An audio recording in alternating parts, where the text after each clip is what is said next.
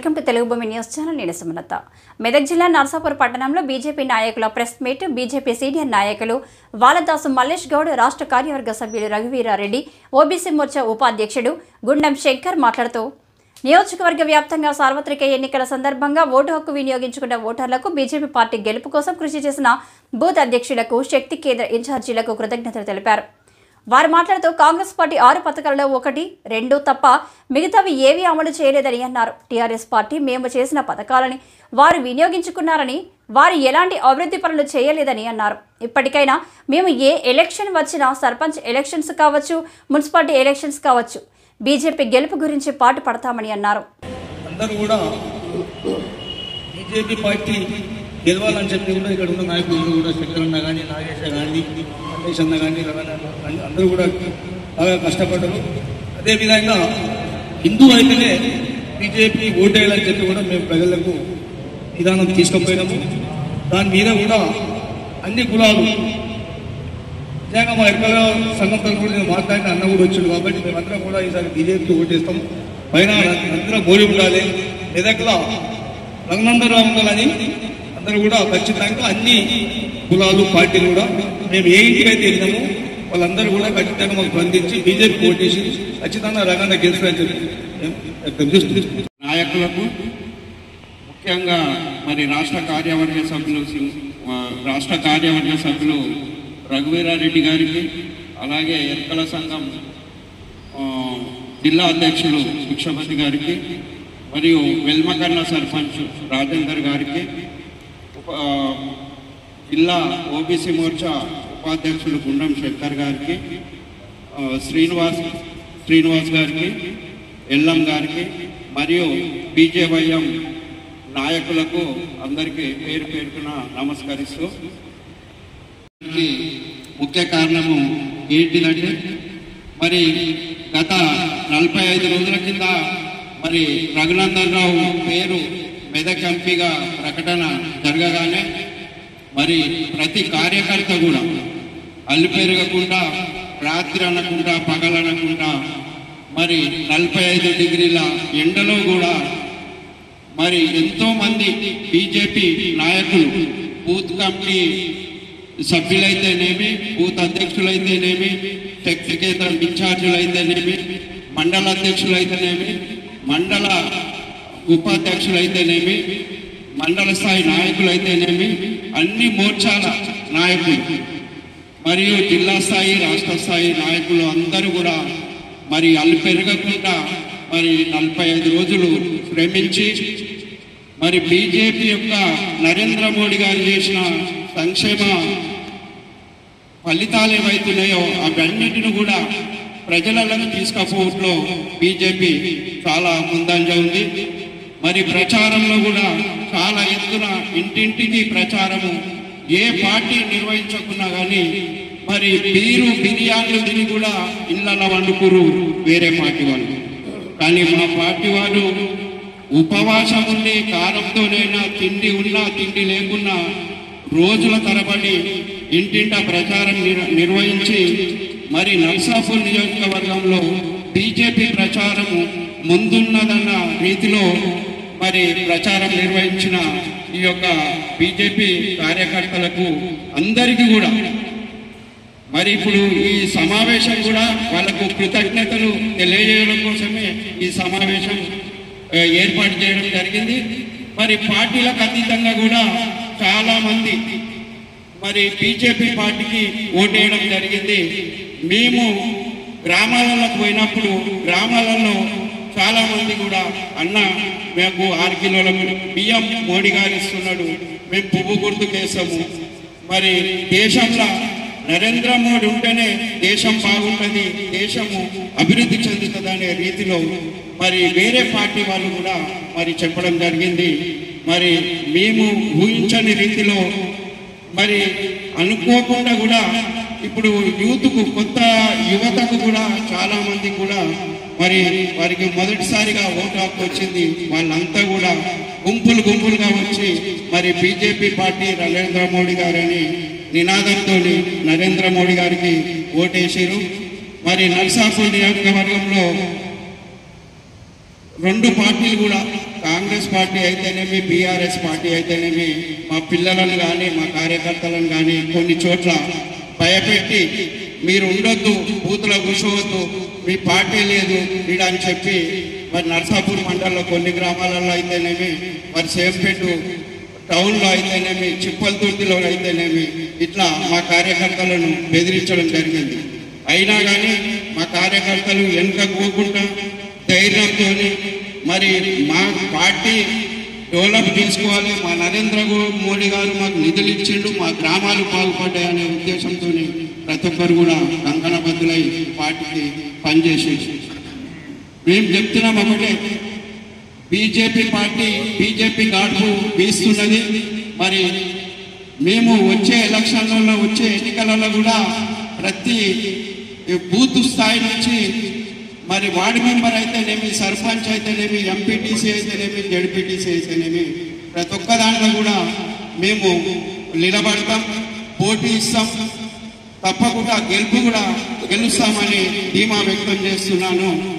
మరి కాంగ్రెస్ పార్టీ మొన్ననే మా పార్టీకి చాలా బలం ఉండే, బలం పెరిగేది ఉండే, కానీ ఈ యొక్క కాంగ్రెస్ పార్టీ మరి 6 గ్యారంటీలు అమలు కాని గ్యారంటీలు అబద్ధం మాటలు చెప్పి మరి వాళ్ళు ప్రభుత్వం ఏర్పాటు చేసుకురు. మరి వాళ్ళు చెప్పిన గ్యారంటీలు ఏ ఒక్కటి కూడా ఇంతవరకు అమలు చేయలేదు.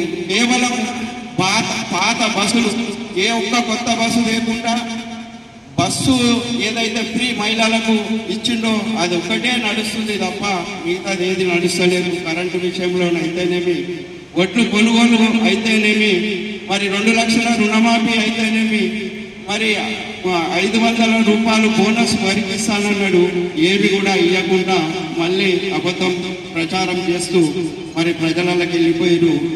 మరి ఇప్పుడు మేము ఒకటే, ఈ 6 గ్యారంటీలు కాంగ్రెస్ పార్టీ ఏదైతే ఇచ్చిందో అవన్నీ కూడా నెరవేర్చే వరకు మేమందరం కూడా బీజేపీ పార్టీ తరఫున నిలదీస్తాం, ప్రశ్నిస్తాం, ప్రజలల్లో ఉంటాము. ఎప్పుడు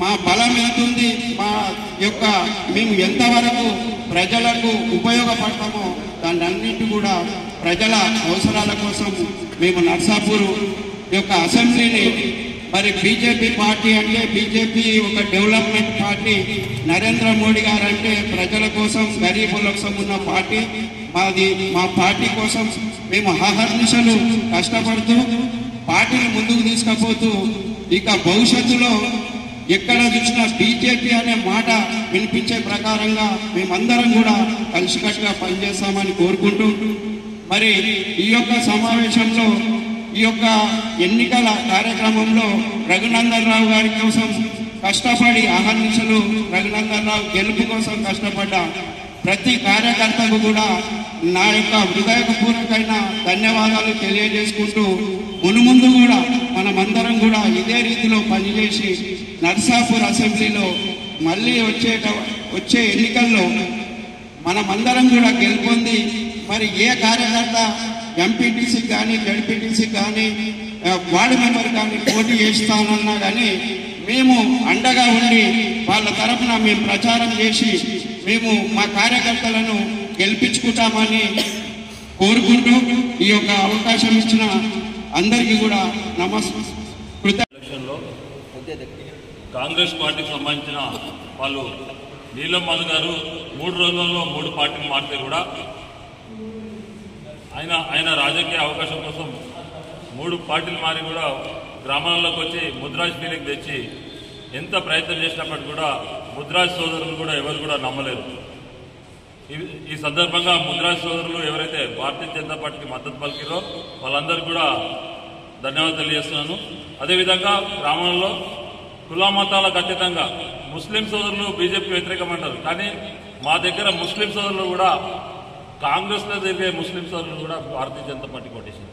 అదేవిధంగా టీఆర్ఎస్లో తిరిగిన పార్టీకి సంబంధించిన వాళ్ళు కూడా కండువాళ్ళు టీఆర్ఎస్, కండువాళ్ళు కాంగ్రెస్, కానీ లోపలికి పోయినాక ఓటేసినప్పుడు మాత్రం వాళ్ళు ధర్మంగా భారతీయ జనతా పార్టీకి ఓటేసి మద్దతు తెలిపారు. కాబట్టి ఈసారి 2019 ఎలక్షన్కు ఇప్పుడు 2024 ఎలక్షన్కు 10% పోలింగ్ పర్సంటేజ్ పెరిగింది. కాబట్టి ఆ పర్సంటేజ్ పెరగడం వల్ల అక్కడ నరేంద్ర మోడీ గారి గాలి ఇవన్నీ అయోధ్యలో శ్రీరామ నిర్మాణం ఇవన్నీ గాలి వీస్తుంది కాబట్టి ఖచ్చితంగా భారతీయ జనతా పార్టీ కేంద్రంలో అధికారంలోకి వస్తుంది. అదేవిధంగా ఇక్కడ మెదక్ పార్లమెంట్ పరిధి కూడా భారతీయ జనతా పార్టీ కవిసం చేసుకుంటుందని మనస్ఫూర్తిగా ప్రతి ఒక్క సమాజం భారతీయ సమాజాన్ని ఒక్కటి చేసుకుంటూ ముందుకు తీసుకోవడానికి ప్రయత్నం చేసి ఈరోజు ఎంతో హార్డ్ వర్క్ చేసిన భారతీయ జనతా పార్టీ కార్యకర్తలందరికీ కూడా ధన్యవాదాలు చెప్తూ మోదీ ప్రధాని కావాలి.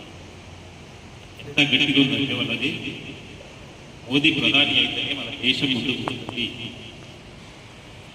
వాళ్ళ క్లారిటీ ప్రజలకి ఆ క్లారిటీ మా కార్యకర్తలు బీజేపీ కార్యకర్తలు అంత క్లారిటీగా ముందుకు పోయగలిగారంటే మనకు ఒక హానెస్ట్ ప్రైమ్ మినిస్టర్, అదేవిధంగా యువత కూడా అంతే హానెస్ట్గా ముందుకు పోయింది.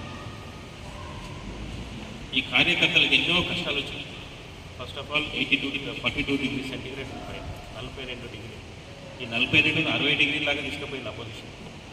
మందు పంచారు, పైసలు పంచారు, మన హిందూ సమాజాన్ని ఎంతో డివైడ్ చేయాలని ప్రయత్నం చేసింది. ఒక ఎగ్జాంపుల్ మీకు చెప్తాను. ఖర్గే గారు మన హిందూ ఇళ్ళలో నుంచి అల్మారీ ఓపెన్ చేసి పైసలన్నీ తీసుకొని ముస్లింలకి ముస్లింల పిల్లలకి ఎవరు ఎక్కువ మంది కంటే వాళ్ళకి ఇస్తారంట. ఇంత ఓపెన్గా ఒక Congress president, national president statements ఇచ్చారు. అంటే ఆయన ఉద్దేశం ఏంటి? ముస్లిమ్స్ మాకు వేస్తే ఒక కులంని డివైడ్ చేస్తాం, అదర్ హిందూస్లో ఒక కులాన్ని డివైడ్ చేస్తాం. ఎగ్జాంపుల్ నర్సాపూర్, ఇక్కడ ఒక ముదిరాజు, సో ముదిరాజు నిలబెట్టి హిందూ సమాజాన్ని డివైడ్ చేయాలి.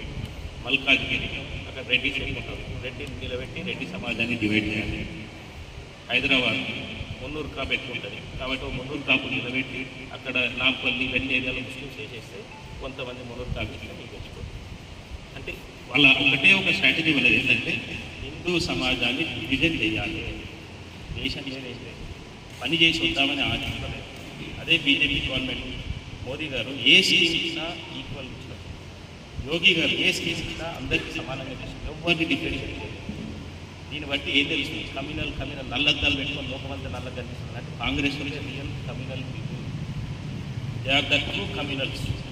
నిజాయితీలో పోతుందని భారతీయ జనతా పార్టీ ఈ నిజాయితీ చూసి ముందుకు వచ్చి భాజపా కార్యకర్తలు ఎంత గర్వంగా పనిచేస్తారంటే వాళ్ళ ఊర్లో ఎన్నో ఆటంకాలు, వాళ్ళ తల్లిదండ్రులను ఫోన్ చేసి బెదిరించాలి, డబ్బులు ఇస్తామని బెదిరించాలి, ఏ విధంగా నన్ను లొంగ తీసుకోవాలని బెదిరించాలి. ఇవన్నిటికీ భయపడకుండా బీజేపీ కార్యకర్తలతో ఎంత గ్రేట్గా పనిచేసిందంటే వాళ్ళందరికీ కూడా నిజంగా పాదాభివందనాలు. ఈరోజు వాళ్ళకున్న దేశభక్తిని ఎక్కడ కూడా మనం పోల్చలేము, దేంతో కూడా కంపేర్ చేయలేదు. అంత దేశభక్తి బీజేపీ కార్యకర్తలకు మోదీ గారు నేర్పించాలి. దేశభక్తి దేశాన్ని డెవలప్ చేయాలి. అదేవిధంగా రేపు లోకల్ బాడీ ఎలక్షన్స్ వస్తాయి. దేశ దేశంలో మనం అందరం కూడా లీడర్లు ఆ కార్యకర్తలను సర్పంచ్ లేదా వార్డు మెంబర్లో లేదా ఎంపీటీస్లో చేస్తామని ఇక్కడ నుంచి ప్రమాణం చేస్తూ అవకాశం అందరికీ కూడా